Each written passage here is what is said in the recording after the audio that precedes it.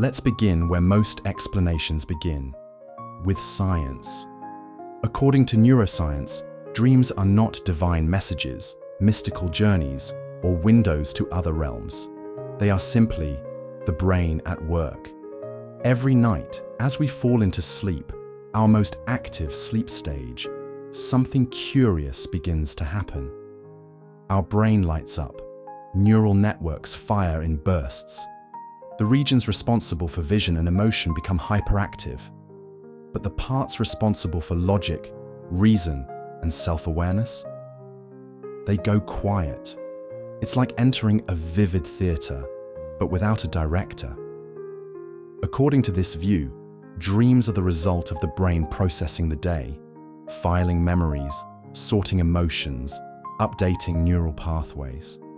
Like a janitor sweeping the subconscious, it organizes what's worth keeping and quietly deletes the rest. And in the process, images emerge, emotions rise, stories form. Not because there's a message, but because the brain hates randomness.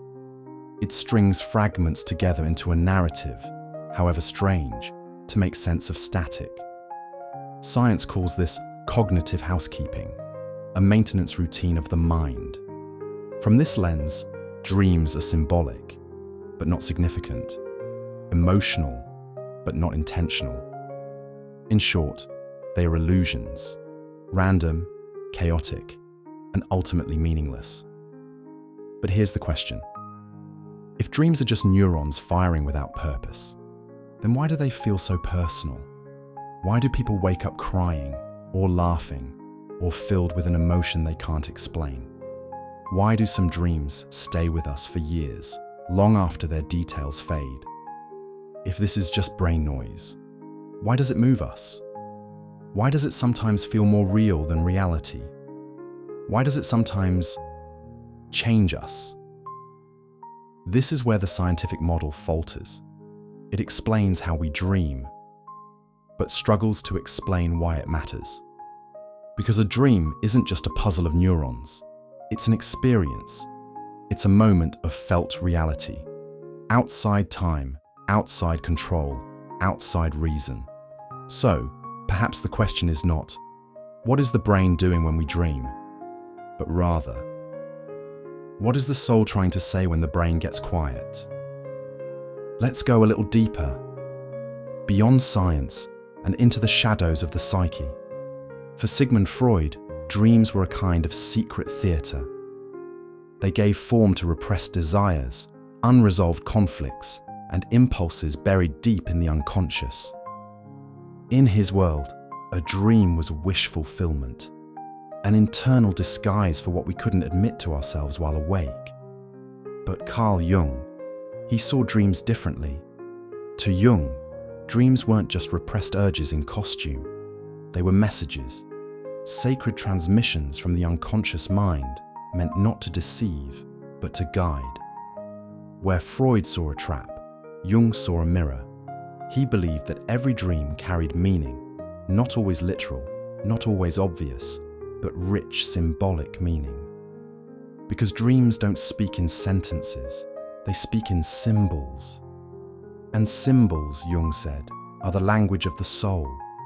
In his words, the dream is the small hidden door in the deepest and most intimate sanctum of the soul.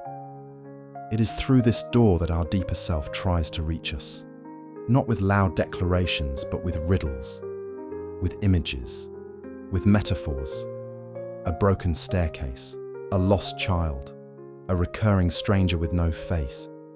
They may seem nonsensical at first, but to Jung, these were clues, symbols drawn from what he called the collective unconscious, an ancient, shared memory bank of all human experience. In our dreams, we meet archetypes: the wise old man, the shadow, the hero, the anima and animus. They aren't characters. They are patterns, universal forms through which the unconscious communicates. And often, the dream is trying to do something sacred, to restore balance within the psyche. When we ignore our pain, suppress our fears, or deny parts of ourselves, the dream becomes the space where those parts rise up, uninvited but necessary. Jung believed that the dream is not meaningless noise, it is medicine. It shows us what we've rejected. It shows us who we've become. And sometimes, it shows us who we might yet become. But it doesn't hand us the answers. Dreams are not direct. They are not instructions. They are invitations. They are riddles crafted by the soul, meant to be solved not with intellect, but with awareness. So when you dream, pay attention, not just to what happened, but to how it made you feel, what it mirrored, what it revealed, because the dream is not random, it is revelation, and within it may lie the piece of your soul you didn't know you were searching for. Every dream is a mirror, but it's not the kind of mirror you find in the morning, neatly framed, well lit, and flattering. Number dreams are strange mirrors, uneven, cracked, shadowed, and in their reflection, we often see something raw, something real. In the dream world, your face might change, your body may fly, you may find yourself speaking to someone long gone, or walking barefoot through memories you thought were buried. But beneath the surreal surface, the dream is reflecting something intimate, because every dream holds fragments of your inner world, your unspoken desires, your suppressed emotions quietly seeking expression, the wounds you never finished healing, and sometimes your unrealized potential, flickering just beneath awareness. You see, in waking life, we live with filters. The ego constructs, the social masks, the to-do lists. Logic and responsibility shape what we allow ourselves to feel, and more importantly, what we allow ourselves to see. But in dreams, those filters dissolve. There's no audience, no performance, no rules.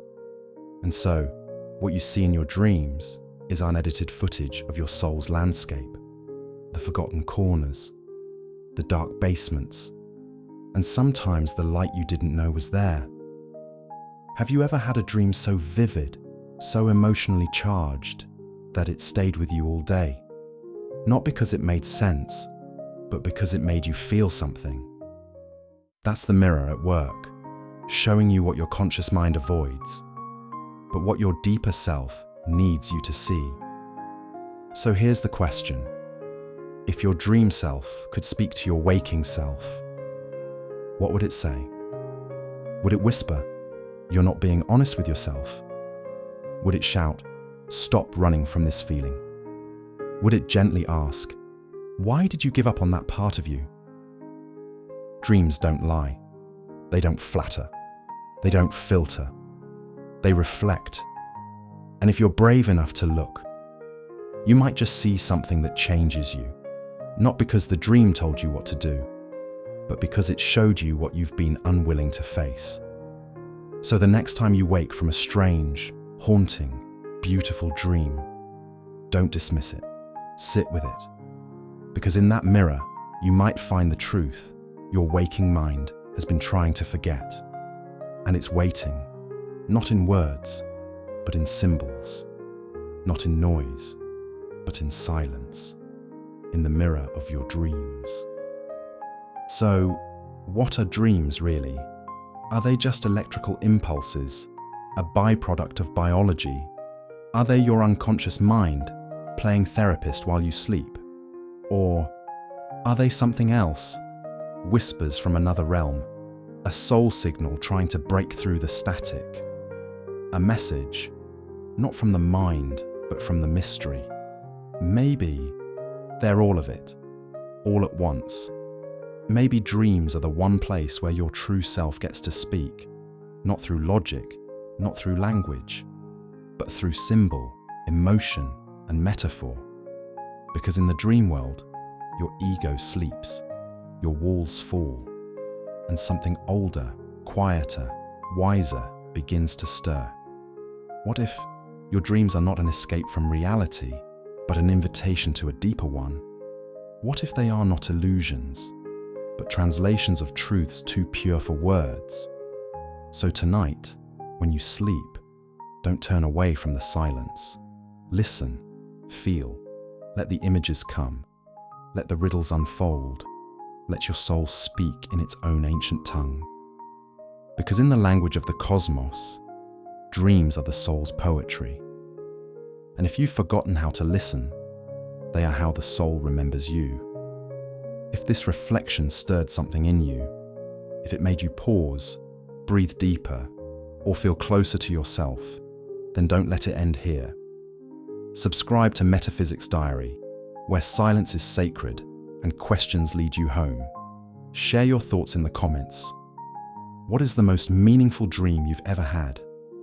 Have you ever felt that a dream was more than a dream? And if this message reminded you of someone, pass it on. Because together, we're building a quiet revolution. One thought, one breath, one moment of stillness at a time. This is Metaphysics Diary, where your search for truth becomes the path to self.